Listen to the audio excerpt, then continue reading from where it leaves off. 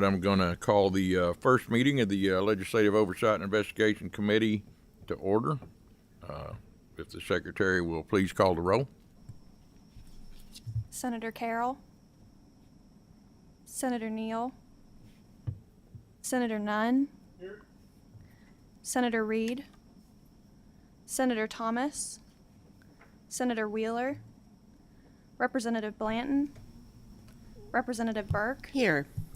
Representative Lockett, Here. Representative Riley, Representative Smith, here. Representative Stevenson, Representative Williams, Vice Chair Howell, Co-Chair Sharp, Present. Co-Chair Elkins. Present. How many? 7. 6. All right, it appears that we do not have a quorum, although we will continue and hear testimony and listen to report presentations, but we will not take votes today unless we do develop a quorum at some point going forward. So I'd like to take this opportunity to remind everyone to please silence your mobile devices. And also I'd like to welcome the members of this committee to our first meeting. Does anyone on this committee have any guests that they would like to announce?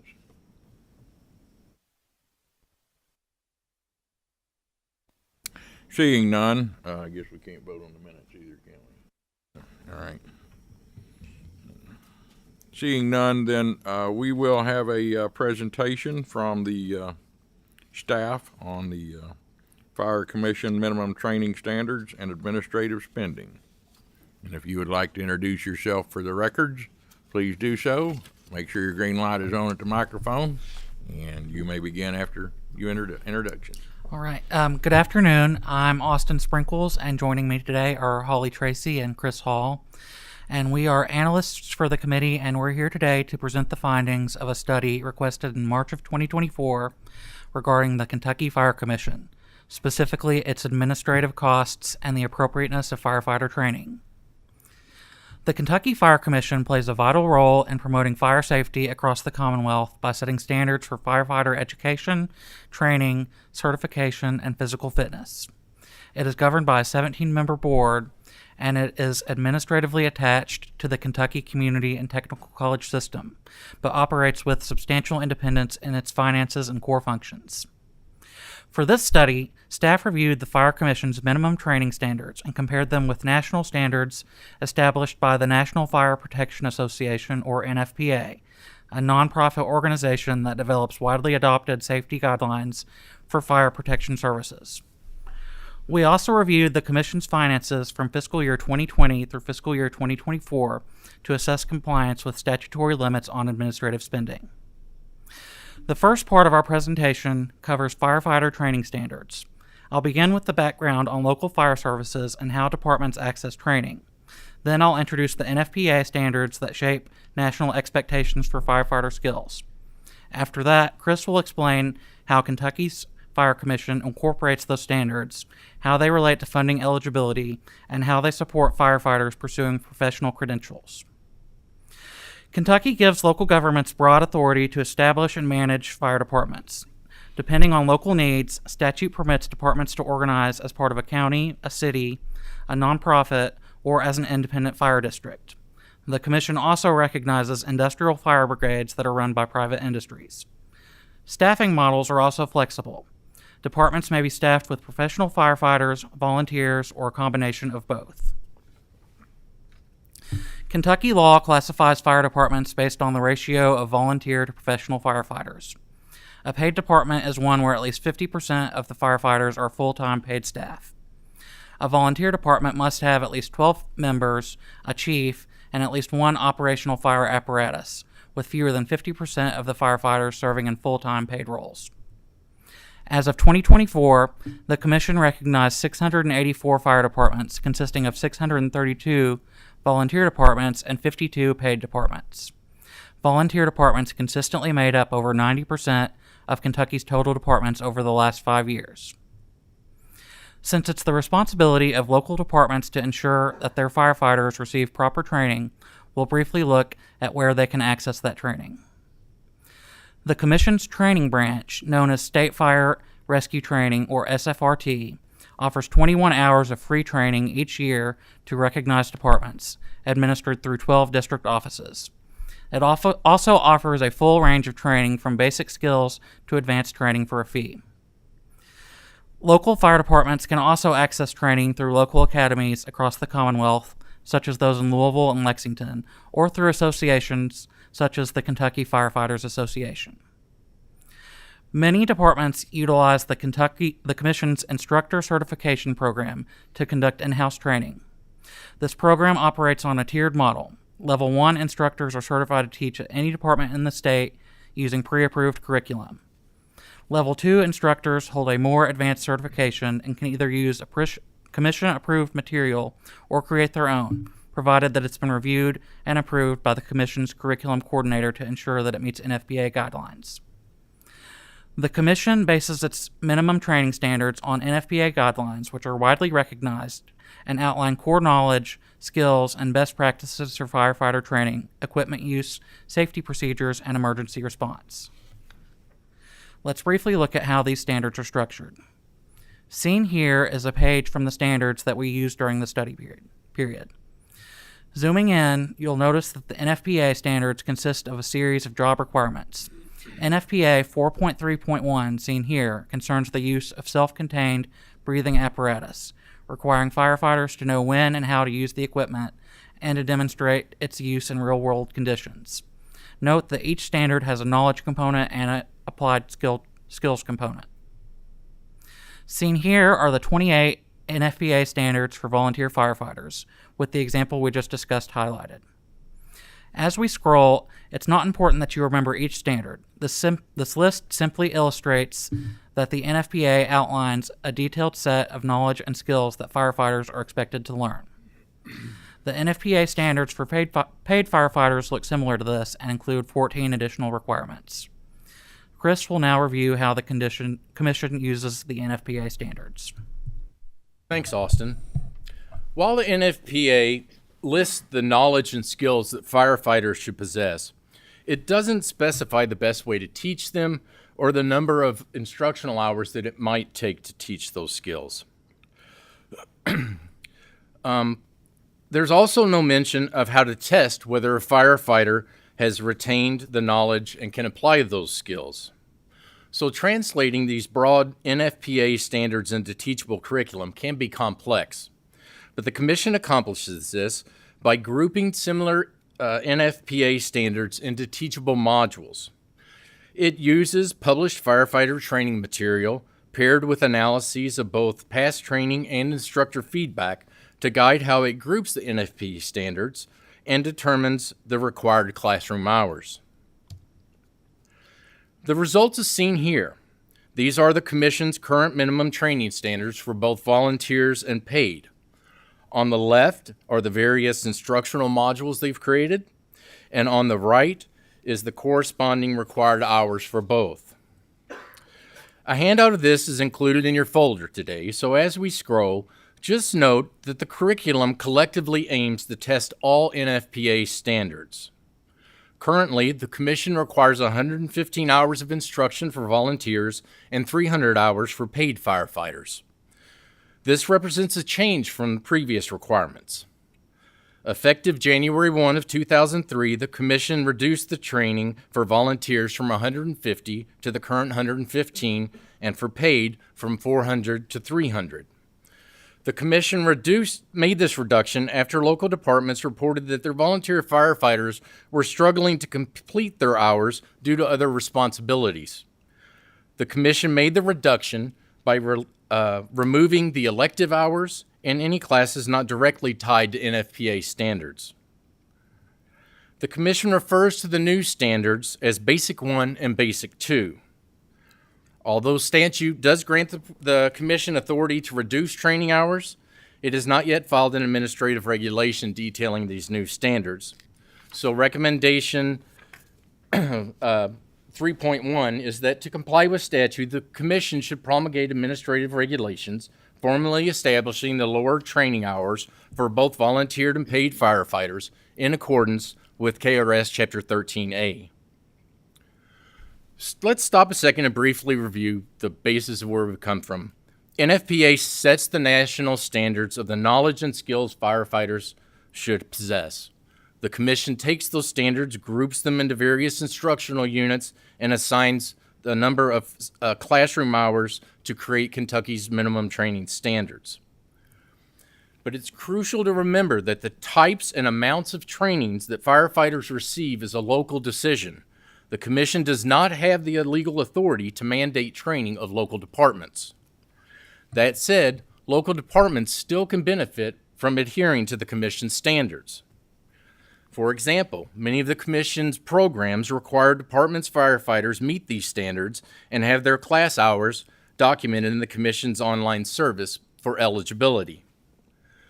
This slide illustrates the range of programs available as departments improve compliance.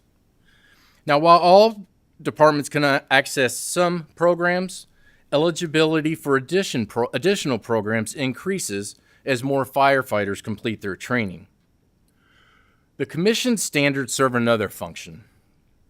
What they really are is the Commission's expert opinion on the minimum amount of training that a firefighter would need to successfully pass the testing required of IFSAC certification. As the Commission's accrediting body, the International Fire Service Accreditation Congress, or IFSAC, requires the Commission to remain compliant with NFPA, or it could revoke the Commission's accreditation, thus impacting the recognition and validity of previous certifications the Commission issued. Also, holding an IFSAC certification can be crucial for a firefighter because many local departments require it for employment. You can think of these certifications like taking courses at universities. Just as that degree validates your academic achievements, IFSAC testing validates a firefighter's knowledge and skills by issuing a certification. Let's take a brief look at how that certification process works. If a firefighter applies to the Commission for an IFSAC accredited certification, IFSAC requires that they pass a written exam with a minimum score of 70%, covering all NFPA standards, and achieve 100% proficiency in hands-on skills assessments. It's important to understand that while IFSAC requires the Commission to administer these tests before issuing a certification, its policies do not mandate formal training prior to testing. Instead, candidates only need their chief's signature to verify their readiness. When a candidate does test for an IFSAC certification, Commission instructors rotate them through a series of training stations, and at each station, candidates are asked to perform a randomly selected skill from several possible NFPA skills that could be tested at that station. Instructors then use a standardized sheet to evaluate their performance at each station. There are 10 stations for an IFSAC Firefighter 1 certification, which assesses basic skills for entry-level firefighters. The more advanced Firefighter 2 certification includes 6 additional stations. Seen here is one of the actual testing sheets that they use to evaluate candidates at Station A in this case for Firefighter 1 certification. That's the basic entry-level certification. This particular test asks candidates to don and doff their personal protective equipment, and as you can see, the test is highly detailed, ensuring competency with every critical step. Each of these skills test sheets also shows the NFP standards being tested by that particular skill. To evaluate the Commission's alignment with NFP standards, staff used these skill sheets to compile a list of all NFP standards tested for IFSAC Firefighter 1 and Firefighter 2 certification. This list is then compared against all relevant NFPA standards. Staff found the Commission certification process for both Firefighter 1 and Firefighter 2 in alignment with NFP standards. A copy of both analyses is included in your folder today. So let me summarize our main points before concluding this portion of staff's analysis. The Commission's IFSAC certification program fully aligns with NFPA standards. However, it's important to remember that the Commission lacks the legal authority to mandate certification for local departments. Second, the Commission's minimum training standards represent its expert opinion on the instructional hours across various subjects needed to successfully pass IFSAC certification testing. However, the Commission cannot legally mandate training of local departments.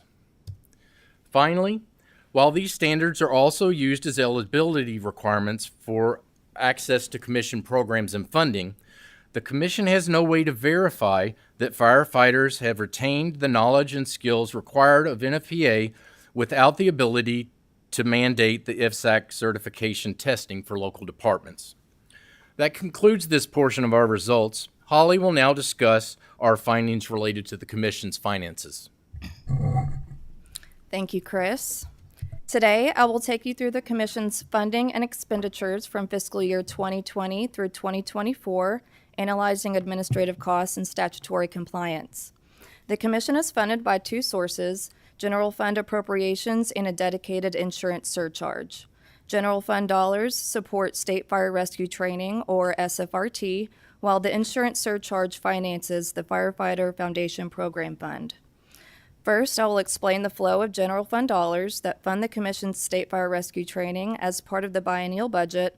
Then we will cover the Firefighter Fund. During the study period, the General Assembly allocated approximately $1.9 million to the Commission to support the operation of SFRT's 12 district offices across Kentucky. On average, the Commission spends $3 million each year using unspent funds from prior years. Expenditures for SFRT include operations, maintenance, and training initiatives. Operational expenditures average $1.5 million annually, with additional funding going towards instructor training and salaries. The Commission also generates revenue through training provided to emergency medical services, local governments, and businesses, with industry training being the largest revenue source. Revenue is also generated from selling outdated vehicles and equipment and EMT paramedic certification programs. Now I will turn our attention to the insurance premium surcharge. These dollars come from insurance companies collecting $1.80 for every $100 of premium paid by policyholders. This revenue is remitted to the state treasury, where it's placed in a joint account for the Firefighter Foundation Program Fund and the Kentucky Law Enforcement Foundation Program Fund. The Finance Cabinet reviews cost estimates from each fund's administrator to determine quarterly distributions between the two funds. Looking closer at the Firefighter Fund's revenue and expenses, it's important to note that any unspent money rolls over quarterly. This has resulted in an average of $40 million in revenue from 2020 to 2024. The Commission loses spending authority at the end of each year, which results in money being carried forward. In terms of annual surcharge allotments, the Commission received between $44 million to nearly $58 million during the study period. The Finance Cabinet also tracks gains and losses from interest on the investment of unallocated funds. Expenditures represent money spent on programs in accordance with KRS 95A.200 to 95A.300, averaging $45 million annually. The Commission also receives allocations each year for capital projects. In summary, these two funding sources contributed in the Commission's annual revenue, ranging from $46 million to $60 million during the study period. We will now shift our attention to the statutory administrative spending limits placed on the Firefighter Fund dollars. There are two statutory limits regarding the use of insurance surcharge funds. First, KRS 95A.240 specifies that the Commission may use up to 5% of the total surcharge funds it receives each year to reimburse KCTCS for salaries and Commission operations. Second, KRS 95A.262 limits KCTCS administrative costs to 5% of program funds, strictly for programs specified within it. Let's address each of these separately, beginning with the 5% limit placed on the entire allotment. Staff's analysis found the Commission compliant with the 5% limit placed on total surcharge funds. For instance, in fiscal year 2024, the total allotment was $57.7 million. Calculating 5% of this total means the threshold is $2.9 million. The commission spent only $2.1 million, resulting in nearly $760,000 under the limit. Throughout the study period, the commission consistently remained below the 5% threshold. A detailed financial breakdown of programs for fiscal year 2024 is in your handout. A further breakdown of these costs indicate that salaries represent the largest expenditure each year. Operations and travel account for the next largest cost, while human resources and COVID-related expenses represented the smallest share. Statutes state that KCTCS should be reimbursed for the cost of administering the fund, including but not limited to the cost of commission operations, leaving guidance vague. The commission considers any operational responsibilities as administrative costs. Without clear guidance, the commission may be calculating its administrative limits in a different way than the General Assembly intended. As a matter for legislative consideration, the General Assembly may wish to consider defining what is to be included in the administrative costs for reimbursements to KCTCS in statute. While staff confirmed spending compliance with KRS 95A.240, we could not confirm compliance with KRS 95A.262, which caps administrative costs at 5% for its outlined programs. KCTCS manages financial operations for the commission and handles budget categories as a single reimbursement, complicating the commission's ability to track administrative expenses for specific programs. Recommendation 4.1 is that the Fire Commission should work with KCTCS to remedy its inability to separate the administrative costs of the commission programs listed in KRS 95A.262 in order to demonstrate compliance with the statute. That concludes our presentation, and we will take questions. Thank you for your presentation. And I might also add, be prepared for a brief presentation at the next meeting where we'll probably vote on this report, hopefully. Representative Lockett has a question. Thank you, Mr. Chairman. I just have a quick question, and one that you may not have the answer to, and that's completely fine if you don't. I guess it's slide 29, when you were looking at the Firefighter Foundation Program Fund, the allocations and expenses, there on the third line down where you have the interest on investment income, do you have any idea, according to my basic math, I mean, it looks like we're getting anywhere from about 1.1% to about 3% off of investments. Can you speak to what those are invested in? No, sir, we do not have that data. I'm not sure that the commission could answer that for you, but they have representatives here today. I do not know at all what those dollars are invested in. Okay, thank you. Sorry. Representative Smith. Thank you, Mr. Chairman. Just trying to get my arms around this and on questioning, and if I get out of line, just gavel me and I'll shut up. But this is an important issue in rural Kentucky, is firefighters. Mostly are volunteers, which make up the most of it, or 99% of it. I was listening to your testimony, and I know the numbers that you're talking about is actually the commission. It doesn't get down to our local volunteer fire departments. In my county, we have a $35 fee on our tax bills every year. This actually volunteer, you can actually opt out of it, but thankfully 97% of our constituents pay it. Did you identify the local departments on who's a taxing district and how their revenue is brought in? No, sir, we did not. That was out of scope of what we were to look into. We can look into it if you like, but that was not part of the scoping. No, the reason I'm asking is because a lot of them are going out.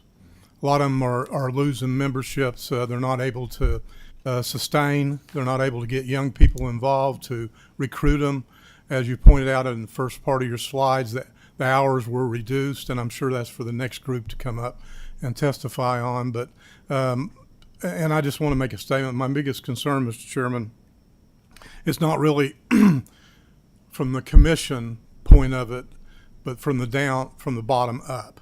And that is because losing our volunteer fire departments in our communities is a substantial loss mostly in the cost of insurance, cost of safety, lives, and that's what's happening in rural Kentucky. So I just want to make that statement, Mr. Chairman, that I appreciate what they've done with the budget concerns, but hopefully maybe down the road we can find out how we can basically look at the funding from the bottom up to see how we can maybe come up with ideas on keeping our volunteer fire departments. So, but I appreciate the conversation today. Thank you, Mr. Chairman. Thank you, sir.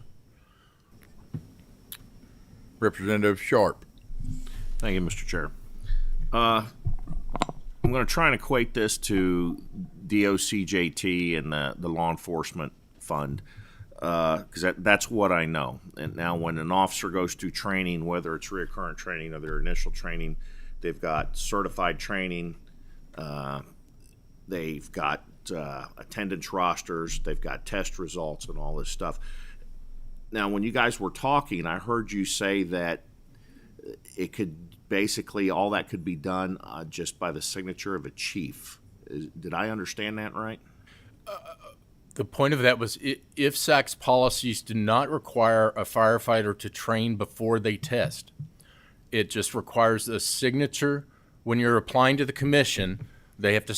The chief has to sign off that the candidate or student is ready for it. That they have this for the test. A written test? The written and the hands-on practical test. All right. Thank you. Yes, Thank sir. you, Mr. Chair. Thank you. And Senator Howell. Thank you, Mr. Chairman, and I apologize. I read through this material earlier in the week, and I was kind of reading and listening when you were talking. I may have missed something pretty obvious. Going into that 5% cap for administrative reimbursement, do we think that this under reimburses KCTCS for administrative cost, or is a problem we really can't tell where? Can you spoon feed me a little bit on what this stuff shows? I'm not sure I understand your question. So for you were talking about the administrative expenses for KCTCS, and there's a 5% cap, and that line about that you highlighted in yellow there in that slide. Okay. Is that all of the admin expenses that KCTCS has, or are there other expenses? Can we not tell exactly how to allocate them, whether we're funding them properly? So we know as a whole what they're spending their money on. So we were able to. They being KCTCS. KCTCS. Okay, thank you. I'm sorry. Thank No, I didn't you. mean to interrupt you, but I wanted to. The commission, yes, the commission will reimburse KCTCS. And so there are specific line item expenditures that they provided to us, and they are in compliance with that 95A.240 statute. But the separate statute that is a 5% cap for certain programs allotted within that statute, we were not able to determine because of the way that PeopleSoft, the software that KCTCS uses, they provide it in one single transaction. So then their director of finance will go back and do journal vouchers for the entries. So they're not able to attach it, administrative expense for this program, administrative expense for that program. They do it as a whole. So our accounting software isn't granular, categories aren't granular enough to be able to tell that. I think it's kind of what I'm hearing. Yeah, but the state uses EMARS and KCTCS uses PeopleSoft. So there is a difference in software and, speaking to one another. It's not able to. Language barriers are always difficult. Yeah. All right, thank you. I have at least maybe a clarification, if I may. So the 5% inside of the 5% for the administrative cost, that's what we're struggling to quantify. We can't really tell if that number is 5% or 7% or 3%. We believe it to be something less than 5%, but we're not certain. Is that a fair assumption that I'm making? Yes, sir. The initial allotment, when the 100% of the annual allotment comes down, 5% of that comes with that 5% cap on whatever they spend that money on. The portion they choose to spend on 262 programs, that money they move to there can only spend 5% of that money on administrative spending. But that 5%, as you said, is nested within the 5% limit they set here. So it's kind of a nested thing. The first allotment, we were able to demonstrate they are in full compliance with the 5%. It's the second one that we're uncertain. Theoretically, because it's part of that larger, it's nested within that larger one, since we know they're in there, more than likely that other one matches, but the data weren't there to be able to fully demonstrate that to you all. So Too many 5%. it gets a little confusing. All right, I don't see, at least for the moment, any further questions. So thank you. Oh, wait, Representative Sharp, I think, has another question. Thank you, Mr. Chairman. So that 5% we're talking about that we really can't track, is that a statutory requirement to report on? Is there a statute that says that they must? There is a statute that lists the 5%, and it says for programs in this section, which we interpret to mean .262. I don't recall there's a reporting requirement in the statute on that, but I can check and let you know for certain. But If No, you would, not- please. There's not a reporting requirement in that section. Thank you. All right, seeing no further questions, thank you for your presentation. I appreciate it. Thank you. Next, we will hear from the Kentucky Fire Commission.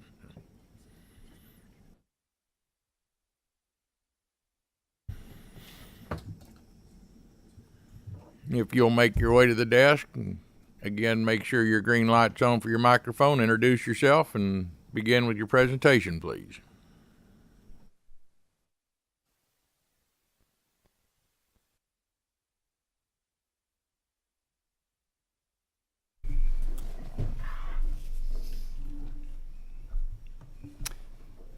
Good afternoon. John Wood, outside counsel for the Kentucky Fire Commission. Good afternoon. Mark Rudder, Director of Training with the Kentucky Fire Commission. Brenda Goddard, Director of Finance for the Fire Commission. Bruce Roberts, Director of Fire Commission. You may begin. First of all, we'd like to thank you all and thank the LRC for what they've done. We complied with the recommendations. We look forward to working with the legislators to get the 5% straightened out, and hopefully we will all understand it. But the recommendations, we do agree with them, and we will get the KAR started and get them promulgated as soon as possible. And we're here to answer any questions. That's why I brought the finance director and the director of State Fire Rescue Training, just to make sure that everyone understands exactly what was done. So we are here to answer any questions. And to go back to your question about the reduction in the training hours, what we did was back in the 70s, is when the Fire Commission first started, and they started putting hours together, and it got to be where the 150 hours was for the volunteers and the 400 hours for the career. And there was a lot of electives in that. So Brenda, if she wanted to do 3 hours in fire extinguishers and I wanted to do 5 hours in fire extinguishers, that would be the electives. So basically what we did over the years, and we kept looking at it, and then we decided to get more in line with NFPA. So we decided to take all the electives out because, fire departments, if you go to elective, fire departments can do basically what they want. And we wanted to be more in compliance with the NFPA. So we took the elective hours out and we reduced a lot of the hours to come in compliance with NFPA. And I'll turn it over to Director Rudder to explain a lot of it. Yes, when we reduced down to the basic 1 and 2, as Bruce reiterated there, it was to remove the electives out. We had kept those electives and had slowly been removing those as we had put some commission-required courses, some that we specifically make for firefighter safety. But as that progressed on, we were hearing from the fire departments, especially the volunteer departments, Representative Smith, that stated to us, especially specifically, that it is really hard to get these people who are volunteering their time to come and be committed to fully having the training. That is one problem that we do see across the state. police officers are compensated, that's their full-time job. Firefighters, we still have such a great number of volunteers that their time is spent between their full-time job and their family life and everything else that pulls from that. So that was our way of meeting the request of the fire service without jeopardizing qualified training. We still reach that basic 1 and basic 2. And to answer your question before, Representative Sharp, those are taught by certified instructors that are certified by the commission. And then each department, it can either do that or we can do that through the 21 hours that we deliver each fiscal year. Those hours are on rosters. They have to have the person's signature, or they can initial if it's a pre-printed roster, but they have to initial verifying that that is them attending that training. And it includes the course, the subject, the number of hours, and the date, and the location of where the training was. And we have compliance specialists that review every fire department's training records each year. So those are documented. Now, for the IFSAC accredited certifications, which are not required by statute anywhere unless there's an administrative regulation that states that to be a fire instructor that the commission certifies, you must hold the Firefighter 1 and 2 certifications that are accredited on our accredited testing process. And the signature by the chief or his chief officer designee type thing states that they have demonstrated that skill prior to coming. It does not have a quantitative amount of hours that they must achieve for competency, but it's saying that they have been trained, knowledge and skill, and are prepared to take those exams.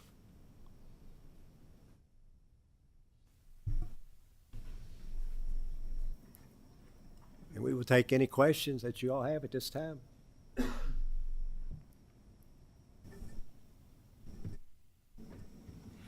I have a question. So going back to the administrative costs, have you made any efforts or done anything with KCTC to remedy the inability to separate those costs out, or at least to track those costs going forward? Okay, I'll have to admit that I did not realize that there was that second statute. I'd only done in the 20-some years that I've been working with John Hicks and Carla Wright and KCTCS.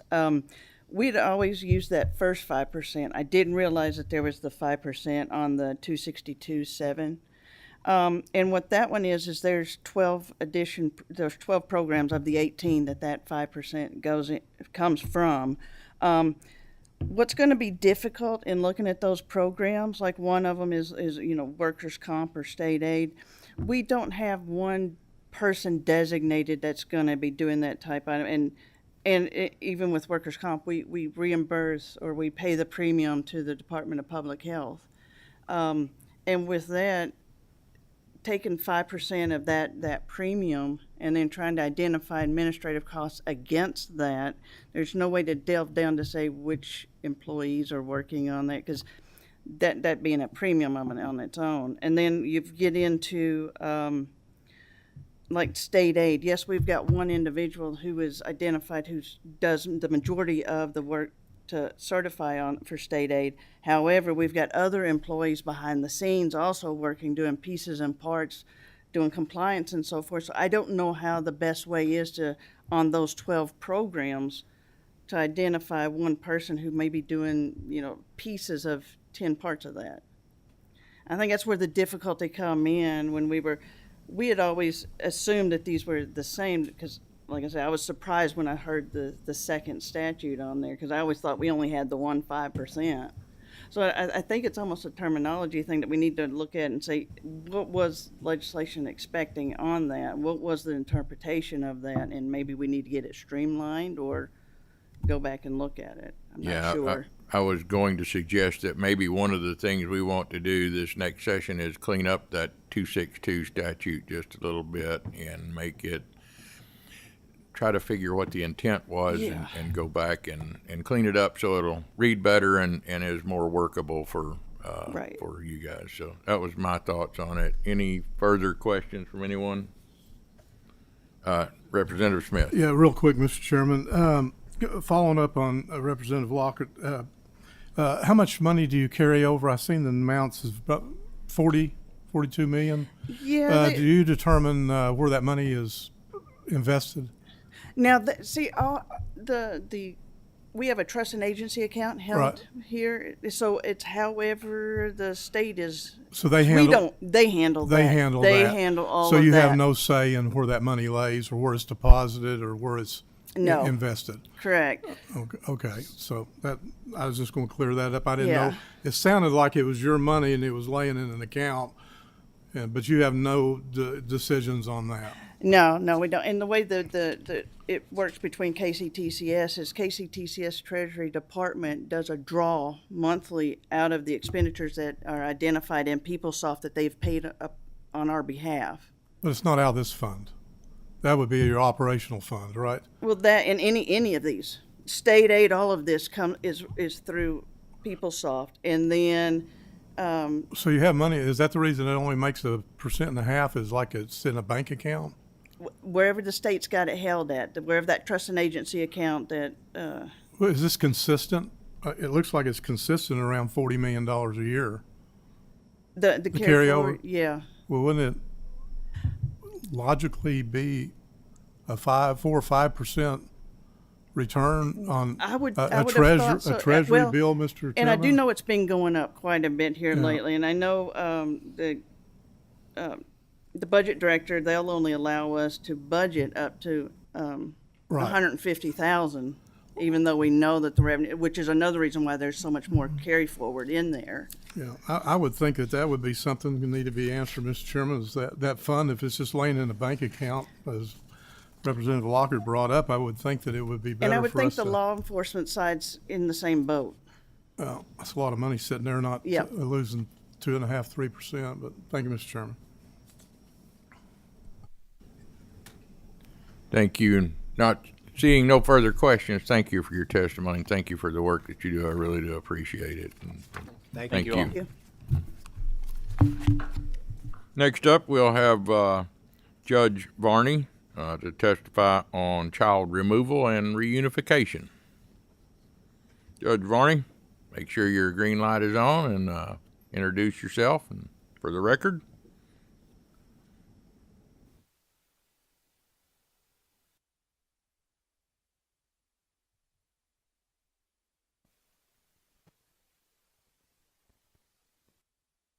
Is the green light on?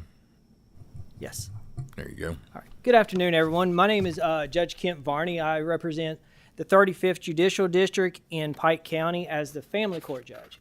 I appreciate Senator Elkins and Senator Wheeler inviting me out here today to speak to you all about some of the issues that the judiciary is seeing with the standard of procedures of the cabinet that has been enacted.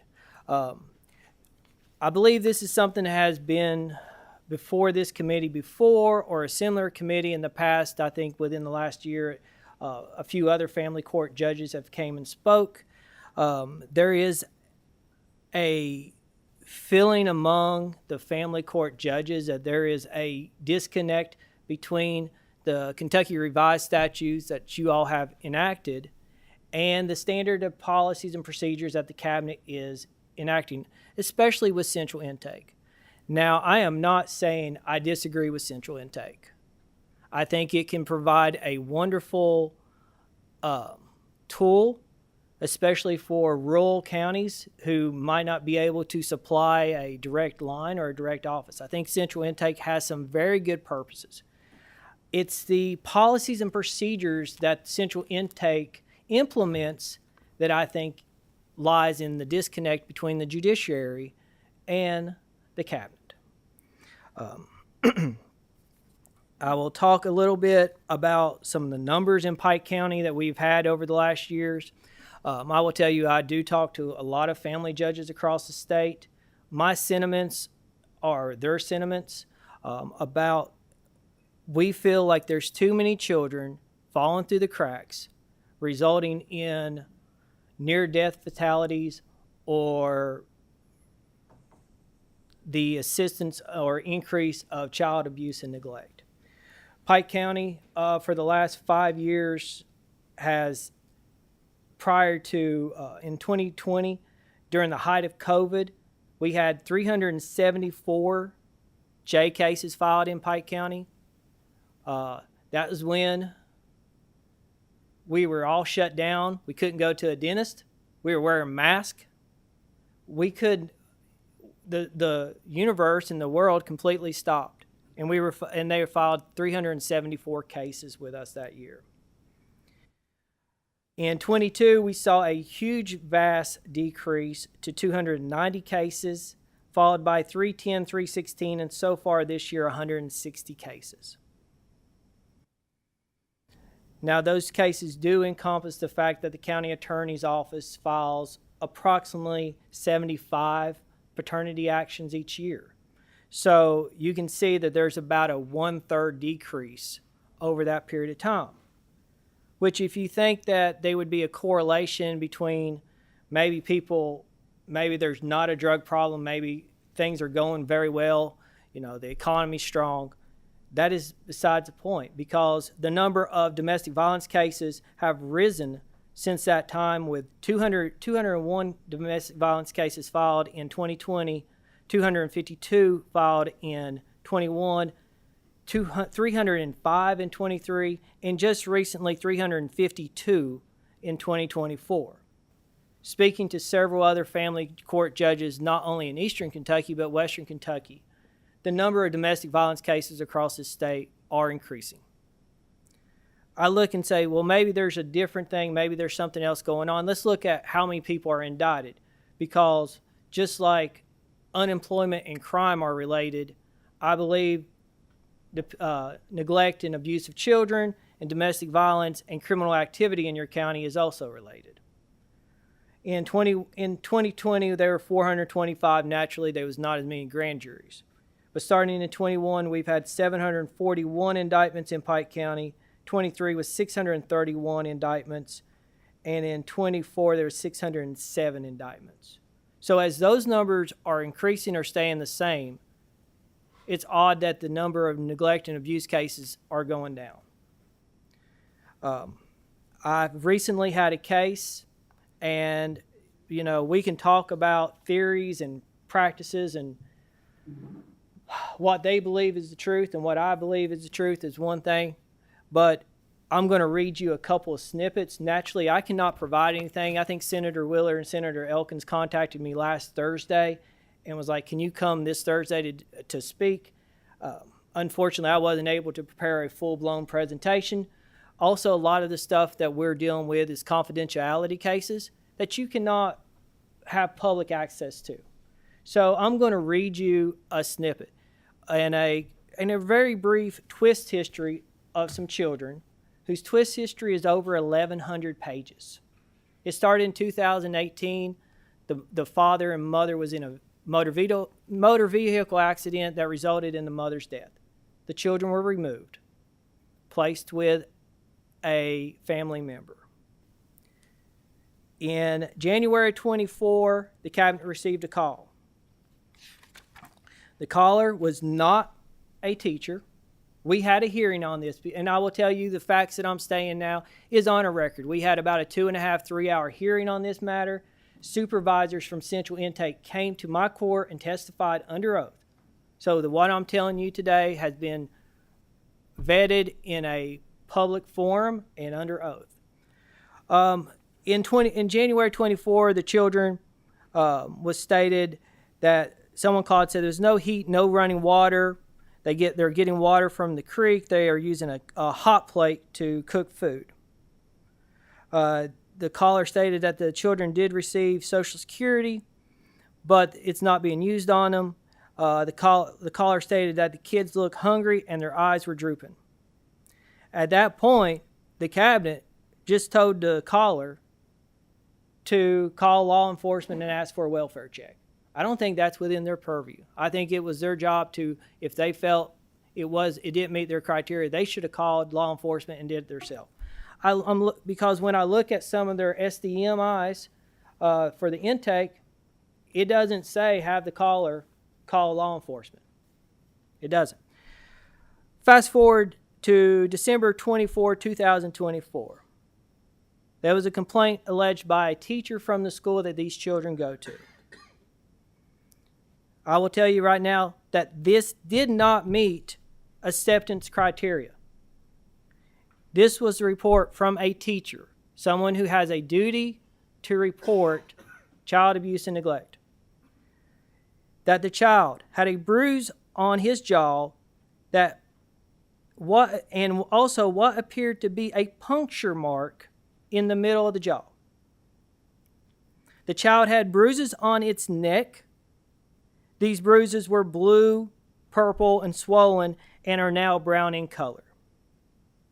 December 17th. The child said that he wasn't allowed to eat dinner last night because he ate pizza at school. The caller goes on to say that she believes that the child is being locked in a bedroom where he's not fed. 1 month later, when school went back in session, that same teacher, I believe, called in another report. At that time, the child had lost about 30% of its body weight. The children disclosed that they were locked in that one child at least was locked into a room with no lights and was set there and not fed, and the child said he was fed Vaseline. Now that criteria was taken. Those children were removed on January 27th of this year. The custodial relative and her paramour were both charged with various felonies. When I read this twist report, because I did request a twist report because these children were removed from another county and I wanted to know the history of what I was dealing with. I read this and I said, we have to have a hearing. We have to figure out what's going on. Because under our statute, the cabinet, and that's KRS 620040 1B, the cabinet, upon an allegation or report, the cabinet shall immediately make an initial determination as to the risk of harm and immediate safety of the child. Risk of harm is implicit throughout the entire statute. When I saw that these children, from the time they were removed from the parents, had at least 3 other alleged allegations, we had to get to the bottom of it. So this is testimony directly from their supervisors at Central Intake. Someone, I think she testified that she'd worked over 20 years. The court asked some questions. Is this predicated, was these actions, and I'm talking about the actions from December 17th, were these actions predicated under a risk of harm? Her response is there is no longer risk of harm under our rules. Being a little bit infuriated because I have to follow risk of harm rules. Those are the rules you tell me I have to follow. I said, so are you saying there is no risk of harm in your rules? No. All of its kind has been moved and embedded in other areas of policy. So they removed it.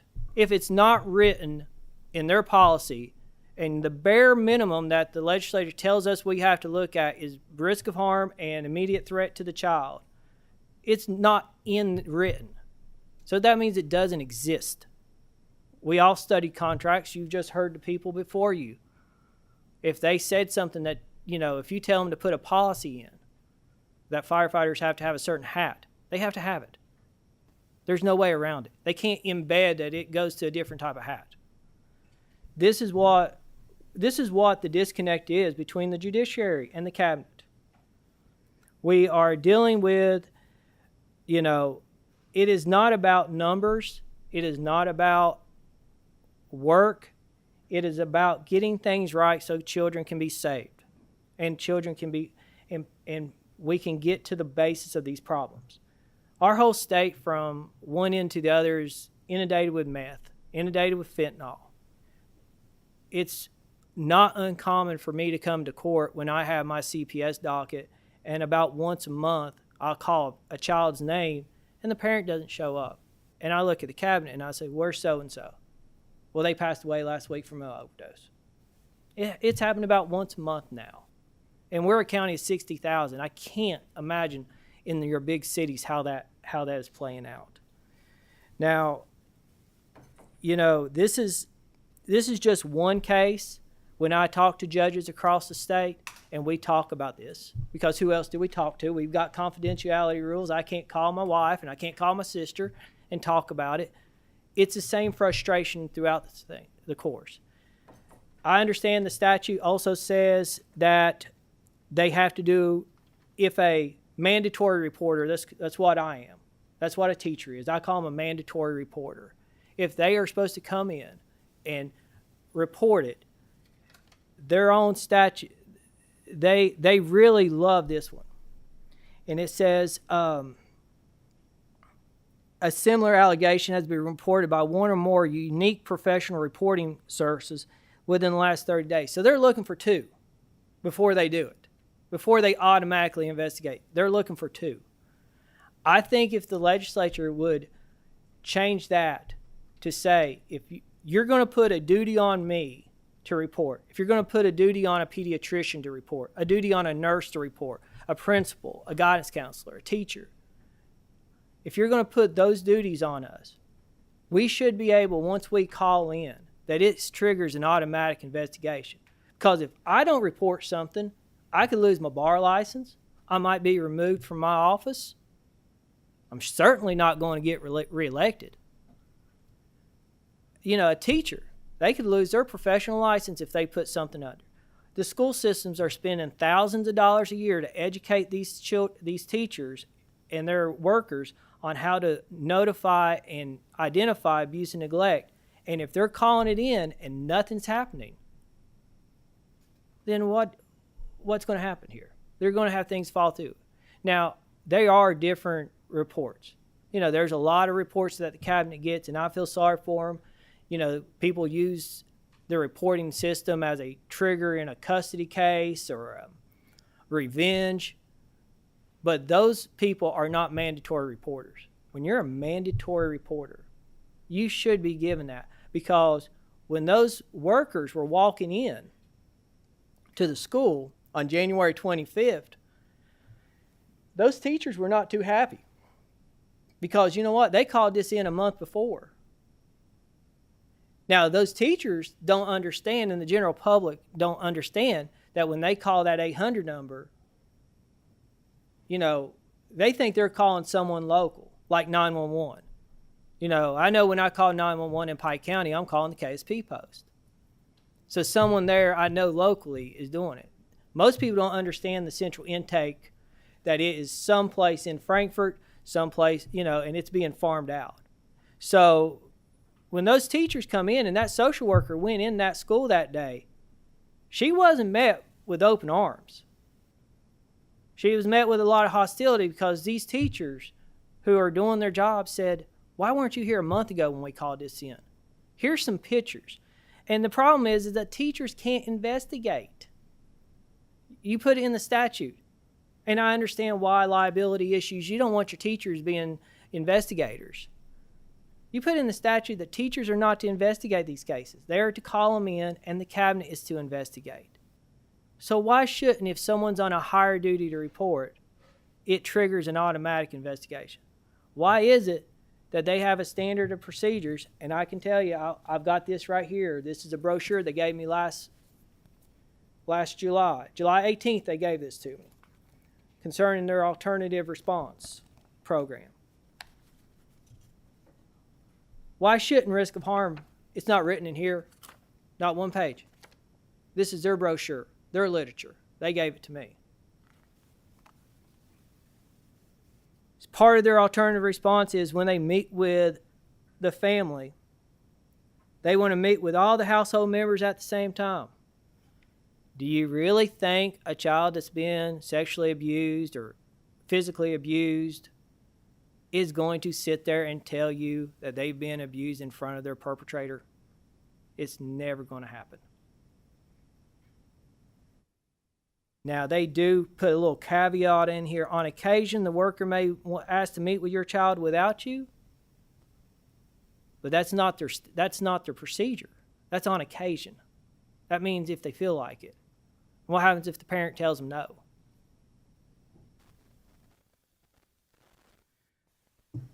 We have to, I'm not saying that they have an easy job. I think they have one of the hardest jobs there is. These workers on a local level are going down, and they're going to houses, and they don't have, a lot of times they're going into bad spots with people on drugs. They don't have guns. They don't have cops. They don't have tasers. They have no way to defend themselves, and they're going into these houses. But I think we need to give them the tools in order to do it and let them know what they're going into. We got to make sure that we are out here kind of protecting these children and doing what the legislature has told us to do. And representatives, senators, I'm not making this up. This is their testimony. This is what they said under oath. 2 of them. I've got another one that testified that day too. Judge, we're going to move along just a little bit, but I thank you for your testimony. And Representative Lockett has a question. Thank you, Mr. Chairman, and thank you, Judge, for your testimony. I do not envy you at all being in your role and your position and the stories and the cases that you have to hear. But I'm grateful that there are people like you that do. You made a statement that I just wanted to kind of dig into just a little bit, and you kind of did on your own, but you made the statement when you kind of began your testimony that you believe that there was a disconnect between DCBS and the General Assembly. And I know what you mean by that but could you just kind of flesh that out just a little bit? Do you believe it is that they don't have the tools that they need, or do you believe more is that they're just not following protocols and doing what we've asked them to do? I think the new standard procedure programs, or what they call them, they like to change names on me sometimes, so I don't really can keep up with all I think their policies and procedures do not meet the statutes. If you tell as a legislative body, if you tell an administrative body that you shall investigate risk of harm, immediate threat to a child, those words can't be embedded. They have to be written in there. So that's a policy they have to follow. Okay. Thank you, Mr. Chairman. And I have one thing, and this takes about 30 seconds. About 2 years ago, when this new policy and procedures went in, I spoke to an ex-social worker from another county. And she knew me because I think I've represented some of their family or something. And she said, Kent, you can't save every child. And we can't do that as a cabinet. And I said, you are right. We're all human. But the goal is to try to save every child and not leave a door open by being careless or lazy. So that's all I have. Senator Nunn. Thank you, Mr. Chairman. Judge, thank you for being here today. I understand from Senator Wheeler you're a good man that's trying to do the right thing for kids. So I appreciate what you do in that space. I've heard from several foster parents over the last year plus that I've been involved in this role. And one of the things that I hear is that when children are going through this process, the criminal courts don't communicate, interact with the family courts. Is that accurate? And if so, could you help me understand why that's accurate? I think that there is definitely a gap in the thing. Under Marcy Law and the Victims' Rights Acts and stuff, I think what happens is when you have a child who is removed from its parents and it's now with foster parents, the Commonwealth Attorney's offices don't know really who to contact. Who represents the victim? Is it the cabinet? I think one of the issues, a way you can solve that, is when you do have that kind of situation, you can enact some kind of statutory language that the court can carry over their guardian ad litem from the juvenile case and that guardian ad litem can be the victim's advocate in the criminal proceedings. Okay.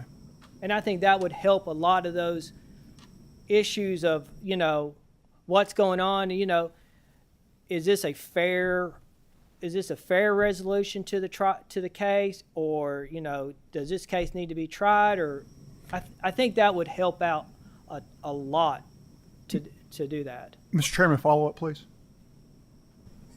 Sure. So I think the essence of the question, and maybe I misunderstood your answer, was more along the lines when they're trying to determine termination of parental rights or permanency goals, that maybe the biological parents are involved in the justice system, but that's not being communicated to the family court. No, what I was talking about is, right. Say you had two parents charged Sure. with criminal abuse first degree. I don't think that there's a disconnect between the Commonwealth Attorney's Office and the foster parents on having the child available, where the child's at, and I think the guardian ad litem should be appointed up there in the what you'd call a CR case. Okay, but in as far as determining termination of parental rights, is there any effort by family courts to understand the current offense status of maybe a biological parent and trying to decide whether those parental rights should be terminated? Because again, what I'm hearing is that there'll be biological parents involved in the justice system charged with some sort of crime, but the family court is not learning of that circumstance. Maybe I'm just very lucky that my social workers tell me if the parents have been charged with a further crime. We don't live in Lexington, we don't live in Louisville. Sure. Our social workers are pretty on top of it. They always let me know. They're like, Judge, this parent had a new arrest for DUI. Or the cabinet's attorney will tell, when we do the TPR, will say, well, since these people have lost custody, they've been charged with 4 different crimes. Do you think it's wise that we rely on the social worker to communicate that rather than having some sort of direct communication between criminal courts and family courts? I think that's where your guardian ad litem comes in. Okay. I don't think you want judges communicating, because you don't want to establish any type of bias between the judge trying the criminal case and the judge trying the juvenile action. Okay. Chairman, one more follow-up question, if you don't One mind. more. Thank you. Sorry.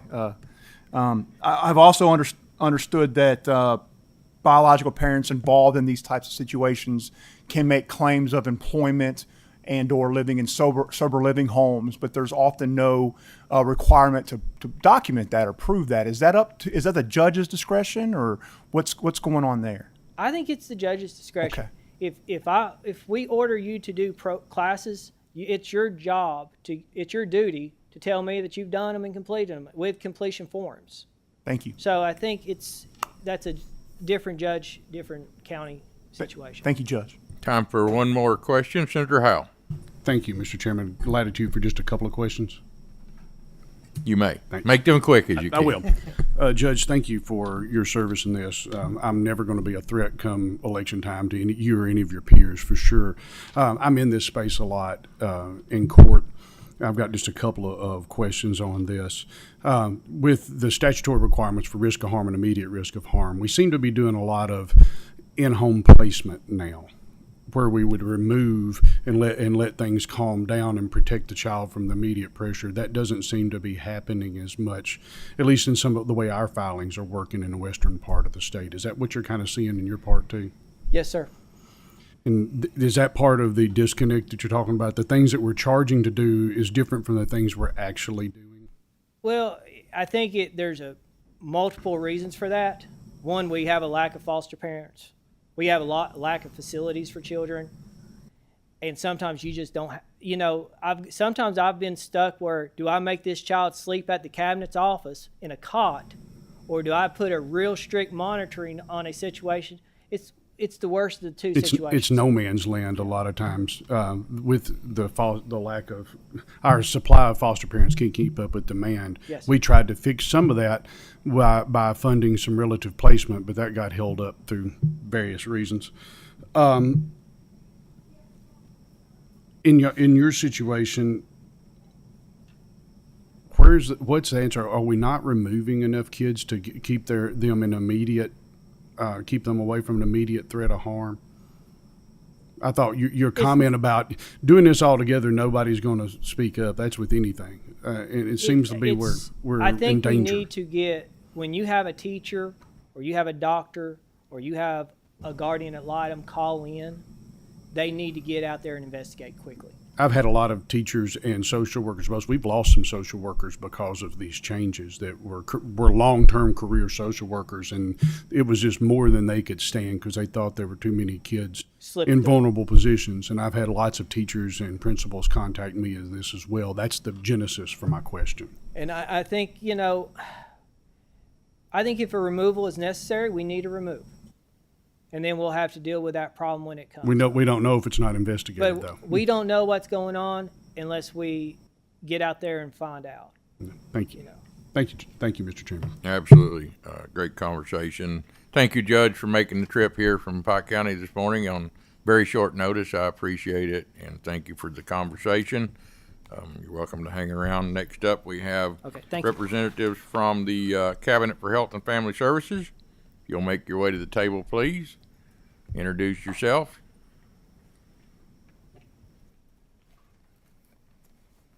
You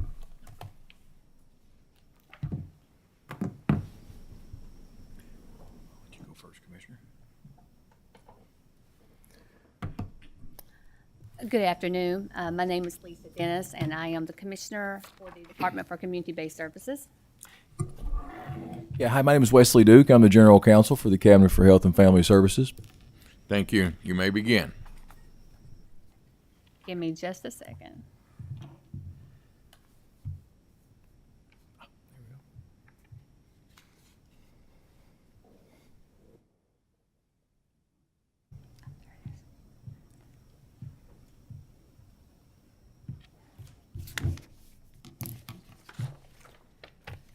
Again, sorry, let me get repositioned here. Again, good afternoon. My name is, again, Lisa Dennis, and I'm the Commissioner for the department. And we were asked to provide an update on the Legislative Oversight and Investigations Committee report from September of 2024 regarding child removal and reunification updates.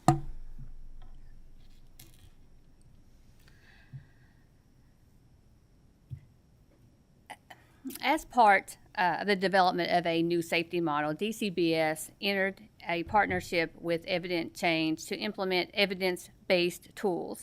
As part of that process, a safety tool and a risk tool was implemented. These tools assist in decision-making related to the safety of a family and risk that a family will re-engage with the child welfare system. We implemented, again, these tools, as you see here on the slide, in October of 2022. So as part of the report from the committee, there were recommendations, and the first recommendation was the recommendation 2.1 that you see here. The Department for Community-Based Services should implement a process and schedule for evaluating all structured decision-making tools. Each evaluation should assess the tool's accuracy, its ability to provide data-driven explanations for agency decisions, and its impact on the agency's ability to protect children. The department has been working, again, with Evident Change to complete 2 data-informed management reports that will identify strengths and opportunities for improvement, support continuous quality improvement, and inform ongoing training and or coaching efforts. The first management report has been completed and was completed in May of 2024. The second one is in progress now with an expected completion date of May of 2026. And also we are completing a risk validation study that will again look at the use of the tools and the outcomes that we're seeing. Recommendation 2.2, the Department for Community-Based Services should review all instances where a supervisor overrode structured decision-making tool recommendations. The review should identify necessary changes to improve the agency's transparency in decision-making, including collecting additional facts about cases or modifying twists to enable more detailed analysis. So the department has completed case reviews, and we found that there were common reasons that an alternative case decision was made after supervisory consultation. The worker makes that decision to override the tool's recommendation, and then there is a consultation with the supervisor and the worker about that decision. The department is also currently working with Twist and Evident Change to make modifications to our case management system and tools to add these identified common reasons. The department is also working on modifications to language in the tools to clarify the decision-making process. And here on this slide, as part of the case reviews and the review of the management report and the data, we have identified common reasons for an alternative case decision. And those are listed here, a current or ongoing investigation, and a decision is made in another case. So we have two reports or cases open at the same time, so a decision is made in another case, or there is an active, ongoing case already. The case is already open and active with the agency.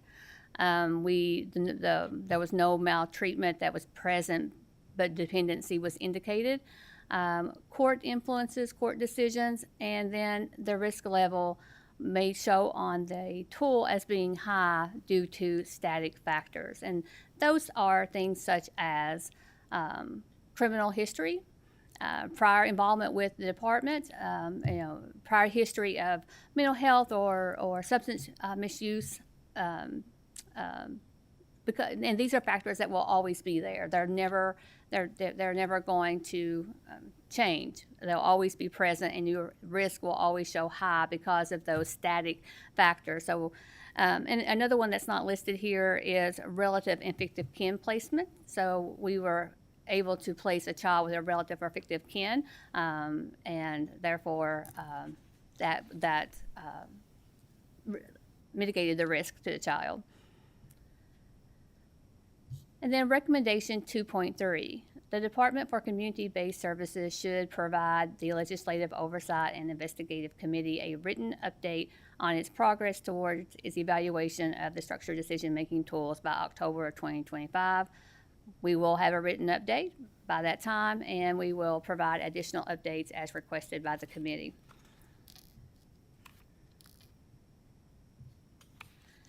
And then the final recommendation was 3.1.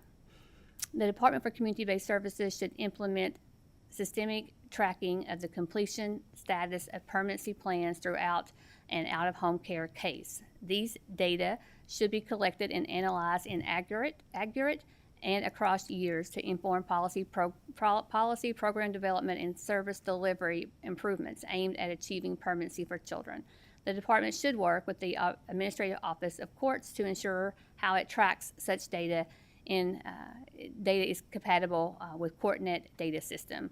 The department has initiated conversations with the Administrative Office of the Courts to determine the feasibility of ensuring that the two data systems are compatible with sharing information and can interface. These conversations include identifying costs associated with modifications to each data system, as well as other necessary resources to develop an interface. So those conversations are currently underway.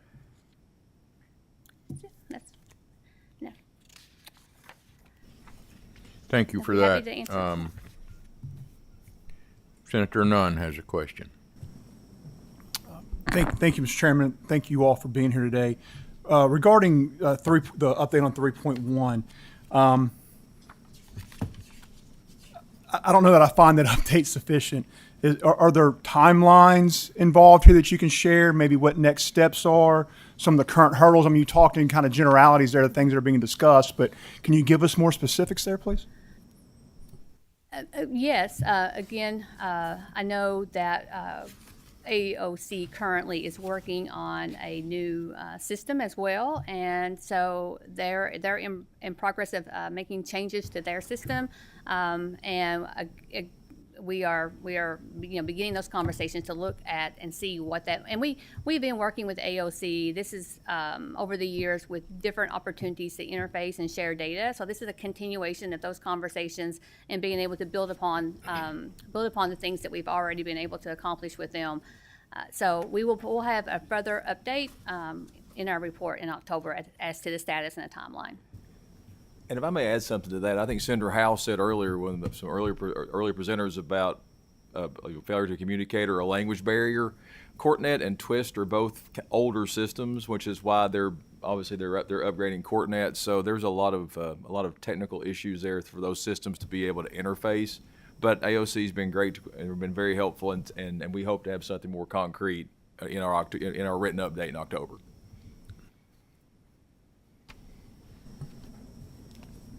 Senator Howe. He had one follow-up. Oh, you have a follow-up? It's not necessarily a follow-up. It's a different question. Sure, go ahead. Thank you, Mr. Chairman.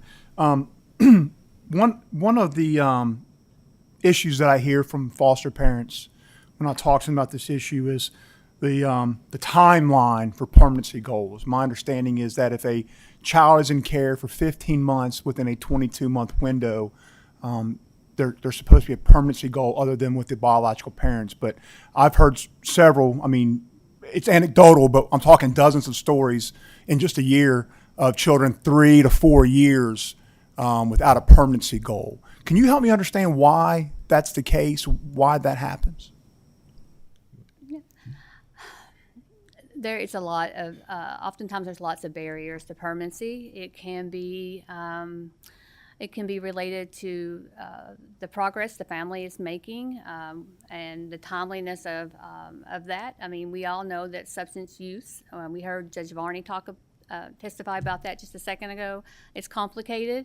And also there can be court delays. We have absent fathers or other that we're trying to locate.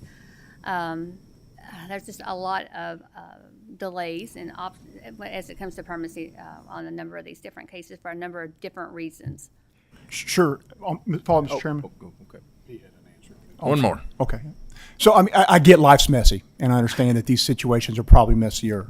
But you talk about, for example, absent fathers. Why are we extending a permanency goal of when the standard's 15 months into 30, 40 plus months when the father's absent? I think that'd be the definition of the need to kind of move on here.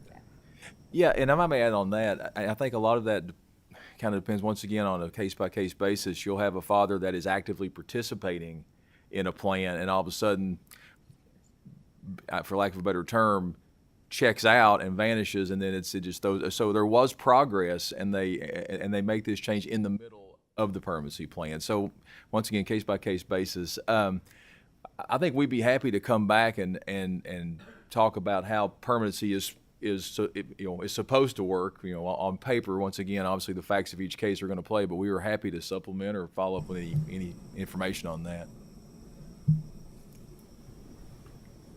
Senator Howe has a question. Thank you. I've got a couple if that's okay, but they'll be quick, like I always Make am. them quick, please. Just to follow up on that, you're darned if you don't, danged if you do. Either we remove too many kids too quickly or not enough kids quickly enough, and it's a case-by-case basis. I think that's something I think we blurred some lines here too, and we're talking too much about termination of parental rights when some of the stuff we're focusing on here, especially with the judge's testimony, was on removal and that immediate risk of harm. And it's something that, quite candidly, I have not been comfortable with since the new changes were instituted. A lot of times you have to de-escalate a situation. It might take 30 months to get to an ultimate resolution, but de-escalating that situation, because it's typically the worst it's ever going to be when enough attention comes to the child in need. And I understand that we don't have enough resources and there aren't good solutions sometimes. We tried to add a good solution with relative compensation, subsidizing relative custody. How is that going at this point? We have done a lot of work in this space to support our relative and fictive kin providers. I am, and we agree that if a child cannot safely be maintained in the home, that the next best option for them is to be placed with a relative and fictive kin caregiver. So we've made some changes, some regulatory changes in July of 2024 that gave us additional permanency options for our relative fictive kin caregivers, and we streamlined the process for relative and fictive kin to be approved as a relative foster parent.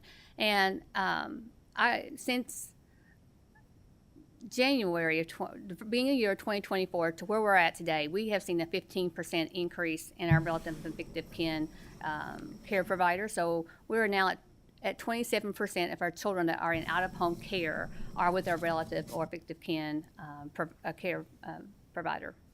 We're going to be a little limited because sometimes the relatives just aren't proper for placement. Yes. We passed that 2 years ago. Secretary Freelander, God love him, did a lot of work on that. I think a lot of our good intentions and his good intentions got hijacked by somebody higher up from him who was playing political games with this, but that's my own personal opinion. But in any event, we have people out here that are children, that are grandparents raising grandkids, and they are in these horrible financial situations because they have to take off work to do this, and we're not paying them to do that. We could eliminate a lot of our lack of capacity to take care of these kids if we could do this. You said you've done a lot of work on this, and you may have answered my question, and you feel free to just point it out and make fun of me if you did, but in all those percentage statistics that you were talking about, are we compensating relatives for that? Now we've actually started doing what we thought we were doing 2 years ago before it got a political football. Are we actually back on track now? Well, again, there was, and I apologize. Yes. I don't mean that towards you. We adopted the new federal guidelines in July of 2024 that enabled us to streamline the process for approval for relative and fictive kin caregivers to become a foster parent. So, and once they become a foster parent, they are receiving a foster parent, a subsidy, along with all the other supports that any foster parent would receive. And we've also we have hired what we are calling kinship care navigators for all 9 service regions across the state. And these individuals are, their focus is to meet with relative and fictive kin caregivers and to walk them through their options, explain to them what temporary custody means, and what resources and services would be available to them if they opted for temporary custody, what it would look like if the cabinet took custody, and what they would need to do to be approved as a relative foster parent. So again, that is their focus, their job, and since we have hired those navigators and we've implemented the new regulations, we have seen significant growth in the number of relative and fictive kin caregivers that are taking placement of children. How long does that process take to get approved as a relative foster placement? Within regs, it's a 4-month process. And if the cabinet has custody and while they are going through that process, they do receive a $12 per day per diem. Okay, so we do pay them some. Do we compensate them? Do we backload the compensation once they get approved if we place them with them at the beginning? No, it's upon completion of the home study and approval. Senator last question. Okay, one more. The subsidized relative custody, has this impacted our federal reimbursement in any way? How does that work? It's the same as it would be the same for this process. Again, the kids are coming into our care upon the initial removal. So if the child was 4E eligible, then we would be able to receive 4E. Okay. Thank you, Mr. Chairman, for your latitude. Yes, sir. Representative Lockett. Thank you, Mr. Chairman. I only have about 12 questions. Is that okay? Cut it to 1 and you're good. Sounds like a plan.